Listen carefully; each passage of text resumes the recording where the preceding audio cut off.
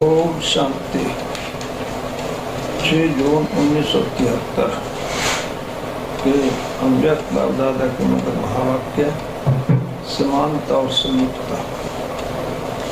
आज बाप दादा जीवन की नैया को पार लगाने वाले सिद्ध स्वरूप लाइट माइट रूप दिलाराम बाप बोले। आज बाप दादा किसको देख रहे हैं? जैसे बाप के भिन्न भिन्न कर्तव्य के कारण अनेक नाम गाए हुए हैं, वैसे ही बच्चों के अनेक नाम गाए हुए हैं। आज किस रूप में देख रहे हैं ये जान सकते हो, संकल्प की परख कर सकते हो। आज बाप दादा अपनी मणियों को देख रहे हैं। कोई मस्तक मणि है तो कोई गले की मणि है तो कोई हृदय मणि है। तीनों प्रकार की मणियों को देख हर्षित हो रहे हैं। आप सभी भी अपने को मणि समझते हो ना? ये मणियों का संगठन है। मणियों में श्रेष्ठ मणि कौन? यह भी हर एक अपने को जान सकते हैं कि मैं फर्स्ट नंबर की मणि हूँ या सेकंड व थर्ड नंबर की मणि हूँ। फर्स्ट नंबर की विशेषता क्या है उसको जानते हो? फर्स्ट नंबर है मस्तक मणि। उस मस्तक मणि की दो विशेषताएं हैं। समय के स्वरूपों की विशेषताएं तो सहज जान सकते हो। अब सिर्फ जानना ही नहीं है बल्कि ये देखो कि उन विशेषताओं के स्वरूप कहाँ तक बने हो। जिनका जो स्वरूप होता है उनको वर्णन करना सहज होता है। मैं कौन हूँ, कैसी हूँ, वह भी तो वर्णन करना है। सिर्फ दो विशेषताएं पूछ रहे हैं, यहाँ तो बहुत, लेकिन सिर्फ दो ही पूछ रहे हैं। इनमें विचार निकले। मस्तक मणि की दो विशेषताएं ये हैं, एक समानता और दूसरी समीपता। बाप दादा के समान इसमें आप सभी की बताई हुई बातें आ जाती हैं। बाप दादा लाइट और माइट रूप में हैं, तो बाप समान और लाइट और माइट स्वरूप हो ही गए। बाप सर्वशक्तिवान है तो बाप समान सर्वशक्ति में संपन्न हो ही गए। बाप सदा सिद्धि स्वरूप है, अर्थात सिद्धि को प्राप्त है ही। ऐसे बाप समान मस्तक मणि भी सर्व सिद्धि रूप है, जो बाप की महिमा व सर्व महिमा के योग्य सर्व योग्यताओं का संपन्न स्वरूप है। दूसरी बात समीपता। बाप दादा के भी समीप, लेकिन बाप दादा के साथ ही सर्व विश्व की आत्माओं के संस्कार व स्वभाव के भी समीप हों। किसी भी प्रकार के संस्कार वाला हो, लेकिन बाप दादा के समीप होने के कारण, परखने की पावर होने के कारण चुंबक के समान कितनी दूर वाली आत्मा को बाप दादा के समीप लाने वाले हैं। बाप के गुणों, बाप के कर्तव्यों के समीप लाने वाले हैं। समीप अर्थात चुंबक स्वरूप होगा। चुंबक समान और चुंबक के समीप होने के कारण सर्व शक्तियों के आधार से विश्व के उद्धार करने के निमित्त बनते हैं। तो समीप आत्माएं विश्व का आधार और विश्व के उद्धार करने वाली हैं। वह मस्तक मणि है। ऐसे मस्तक मणि हर संकल्प में, हर कर्म में अपने को विश्व का आधार और उद्धार मूल समझकर हर कदम उठाते हैं। अर्थात अभी से ही वह ताज तख्त नशीन होते हैं। भविष्य का ताज और तख्त, इस ताज और तख्त के आगे कुछ भी नहीं है। ऐसी महान आत्माएं ही ऐसे महान ताज और तख्त के अधिकारी होती हैं। सदा ताज और तख्तदारी बनकर चलने वाली होती हैं। कभी ताज उतार दें, कभी तख्त छोड़ दें, तो ऐसे नहीं, हर समय ताज और तख्तदारी। तो ताज और तख्त को जानते हो ना? विश्व के महाराजन बनने से भी अभी का ताज और तख्त सर्वश्रेष्ठ है। अगर संगम के राजा नहीं बने तो भविष्य के भी नहीं बन सकते। ऐसा समझे कि ये सभी महाराजाओं की सभा लगी हुई है। भविष्य तख्त पर तो नंबर बार एक बैठ सकेगा, वहाँ एक के बजाय दो नहीं बैठ सकते। युगल मूर्ख तो एक ही युगल हो गया। लेकिन संगम का तख्त इतना बड़ा है जो जितने भी चाहे बैठ सकते हैं। स्थान है लेकिन स्थिति चाहिए। बिना स्थिति के तख्त पर स्थान नहीं मिल सकता। तो सभी ने अपना अपना स्थान ले लिया है कि अभी बुकिंग कर रहे हो। अगर ताजधारी न होंगे तो तख्त नशीन भी नहीं बन सकते। इस तख्त की कंडीशन बहुत कड़ी है, बहुत बड़ा है, बहुत बड़ा। लेकिन तख्त जितना बड़ा है उसको उतनी कंडीशन भी बड़ी है। मैं विश्व कल्याणकारी हूँ, यह जिम्मेवारी का ताज धारण कर लिया है। हर कार्य में विश्व कल्याणकारी बन कार्य करते हो या अपने ही कल्याण में लगे हुए हो। जैसे प्रवृत्ति मार्ग वाले कहते हैं हम तो अपनी प्रवृत्ति में ही लगे हुए हैं, वैसे आप लोग भी अपने ही पुरुषार्थ की प्रवृत्ति में तो नहीं मस्त हो। इतना ही जमा करते हो जिस समय को खिला सको। बस समय के लिए भी बाप से आशीर्वाद में इच्छा रखते हो, मदद करो, हिम्मत दो, इसी में ही लगे हुए हैं। जो अभी तक समय के प्रति लेने में व करने में लगा हुआ है वह विश्व को देने वाला दाता कब बनेगा? क्या अंत में? क्या उस समय हाई जंप दे सकेंगे?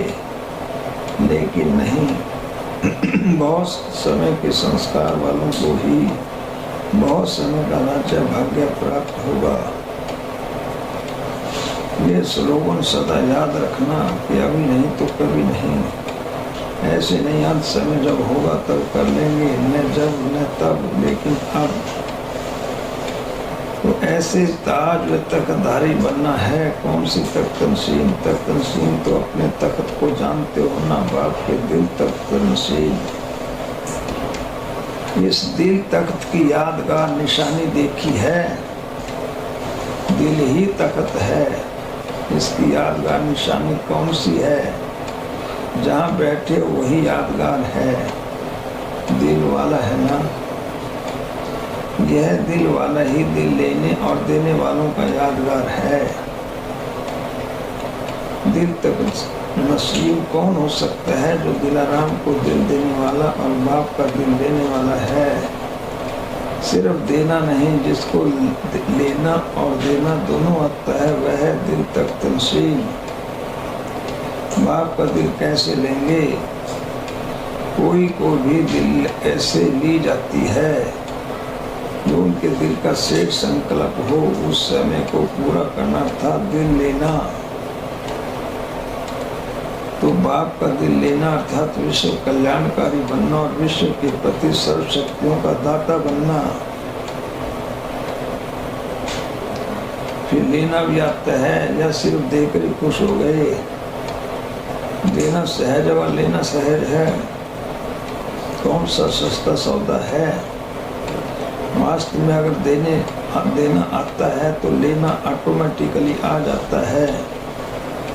दिल दिया बाप दादा को तो जिसको दे दिया उसकी दिल हो गई ना। जो चीज दे देते हैं तो वह चीज किसकी रहती है? आपकी या जिसको दी उनकी। दे तो दी है ना, फिर वापस भी लेते रहते हैं। कुछ दिल का टुकड़ा रखते रहते हो। अभी तक भी ऐसा है क्या? दिल देने वाले किसी और को दिल बेच दें, अमानत को कोई बेच दे तो वह अच्छा नहीं होता है ना। तो जब दिल दे दी तो दिल हो गई दिलाराम की। जो उनके दिल का संकल्प आपके दिल का संकल्प होगा या फर्क होगा। दिल लेना क्या है? जो बाप का संकल्प है, अपना संकल्प। जब दिल ही उनका हो गया तो संकल्प भी एक ही होगा, फर्क नहीं होगा। तो देने वाले को लेना भी आएगा या मुश्किल लगेगा? अगर मुश्किल लगता है तो इसका अर्थ है कि दिल ही नहीं है दिल देने की। अपने पास कोई टुकड़ा रखा है, जरा भी टुकड़ा छिपा कर रखना। जिसको देना व लेना दोनों ही आए वह होशियार हुआ। इस पर एक कहानी भी है, बहुत प्रसिद्ध कहानी है। अब अपनी कहानी भूल गई है, जो अपने दिल का टुकड़ा छिपा कर रखते हैं। उसकी कहानी है, सत्यनारायण की कथा है। जिसको अमूल्य चीज समझकर छिपाया वह कखपन हो गई। यहाँ भी सत्य भाव जो सत्यनारायण बनाने वाला है, उनसे अगर ज़्यादा भी दिल का टुकड़ा छिपा कर रखा तो इस जीवन की नैया का क्या हाल होगा। कखपन हो जाएगा, अर्थात कुछ भी प्राप्ति नहीं होगी, हाथ खाली रह जाएगा। एक पैसे की चोरी करने वाले को भी चोर ही कहेंगे ना। अगर कोई 1000 की चोरी करे और कोई 1 पैसे की चोरी करे, कहेंगे तो दोनों को चोर। हल्का चोर बार बार चोरी करता है, बड़ा चोर एक ही बार करता है। इसे दिल को दिया तो दिया, ऐसे दिल देने वाले सदा मस्तक मणि के समान लाइट हाउस होते हैं। यहाँ सिर्फ लाइट हाउस नहीं बनना, लेकिन साथ साथ माइट हाउस भी बनना है। ऐसे कोई मस्तक मणि कहा जाता है। अभी बताओ, मस्तक मणि हो, जैसे मस्तक स्मृति का स्थान है, वैसे मस्तक मणि की निशानी सदा स्मृति स्वरूप हो। मस्तक मणि बहुत अच्छा श्रृंगार होता है। अगर मस्तक पर मणि चमके तो कितना अच्छा श्रृंगार होगा। मस्तक मणि सर्वश्रेष्ठ श्रृंगार है। श्रृंगार की तरफ सबते ही सभी की दृष्टि जाती है। ऐसे मस्तक मणियों के ऊपर विश्व के सर्व आत्माओं की नजर अर्थात आकर्षण सबते ही होती है। ऐसे मस्तक मणि हो, अगर अंधियारे के बीच मणि को रख दो तो क्या दिखाई देगा, लाइट देने का कार्य करेगी। तो इस विश्व की अंधियारी रात में चारों के अंधकार के बीच ऐसी मस्तक मणि क्या कर्तव्य करेगी। मार्ग दिखाने का, मंजिल पर पहुंचाने का, हर एक को लक्ष्य तक पहुंचाने का। तो ऐसे मस्तक मणि हो, या कभी कभी खुद ही भटक जाते हो। जो समय भटका है क्या वह दूसरों को मंजिल तक पहुंचा सकेगा। ऐसे मस्तक मणि कभी भी व्यस्त संकल्पों के भिन्न प्रकार के अनेक छोटी छोटी गलियों में भटकेंगे नहीं। यह भी अनेक प्रकार की गलियां हैं जिसमें जाने से मंजिल से भटक जाते हो। तो गलियों में अभी घूमते तो नहीं रहते हो।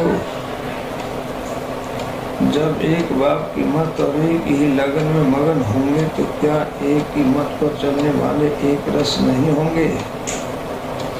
अगर एक रस नहीं है तो अवश्य एक मत में दूसरी मत मिक्स करते हो। अगर एक मत हो तो एक रस जरूर हो। यह पुराने संस्कार भी यदि मिक्स करते हो तो वह एक की मत नहीं। यह आत्मा की मत, आत्मा के अपने कर्मों के बने हुए संस्कार हैं, परमात्म ज्ञान द्वारा बने हुए संस्कार नहीं। तो अगर अपने पुराने संस्कार मिक्स हो जाते हैं तो अनेक गलियों में भटक जाएंगे, एक रस नहीं होंगे, एक मंजिल पर सदा स्थित नहीं होंगे। तो भटकना बंद होना चाहिए, न कि अभी तक भटकते रहेंगे। माया के भिन्न आकर्षण में भटकना भी पूरा हुआ। और फिर यह गलियां कहाँ से निकाली हैं, विराट संकल्पों की। अपने स्वभाव की इन गलियों में भटकना बंद होना चाहिए। जैसे आप लोग सेमिनार करते हो और अंत में प्रस्ताव पास करते हो ना, वैसे यह भी प्रस्ताव पास करो तो भटकना बंद हो। यह भी ब्राह्मणों का सेमिनार है ना, मेला अर्थात सेमिनार। जैसे सेमिनार से बहुत पॉइंट्स निकालते हो और पास कराने का प्रयत्न करते हो, यह गवर्नमेंट तो पास करती नहीं, लेकिन यह पांडव गवर्नमेंट पास कर लेगी। तो आपस में मिलकर ये पास कर दिखाओ। सिर्फ ऐसे ही हाथ उठा लेना तो सहज है। इस उंगली से कुछ नहीं होता है, यह दृढ़ संकल्प की उंगली। जब तक ये उंगली नहीं उठाई तब तक पास नहीं हो सकता, समझा। ऐसे एक सेकंड में दृढ़ संकल्प की अंगुली देने वाले महावीर और महावीरियां संकल्प और कर्म में समान रहने वाली श्रेष्ठ आत्माएं होना, ऐसे सदा दृढ़ तख्तनशील विश्व कल्याणकारी के समृद्धि रूप ताज तख्तधारी बच्चों के हाथ प्यार और नमस्ते। इस मुरली का सार मस्तक मणि को मुख्य दो विशेषताएं हैं, समानता और समीपता। समानता अर्थात बाप समान बनना और बाप की जो भी योग्यताएं हैं वह हमारी भी हों। समीपता अर्थात बाप दादा के समीप होना, भविष्य की आत्माओं के संस्कार और स्वभाव के समीप होना। समीप होना माना चुंबक स्वरूप होना। समय को ताज और तख्तधारी बनाकर चलना है, इसे नहीं कि कब ताज उतार दें तख्त छोड़ दें। विश्व के महाराज बनने से पहले अभी का ताज व तख्त लेना सर्वश्रेष्ठ है। यदि संगम के राजा नहीं तो भविष्य के राजा भी नहीं बन सकते। भविष्य तख्त पर तो केवल एक बैठ सकेगा, लेकिन संगम पर जितने भी चाहे उतने बैठ सकते हैं। अच्छा, ओम शांति।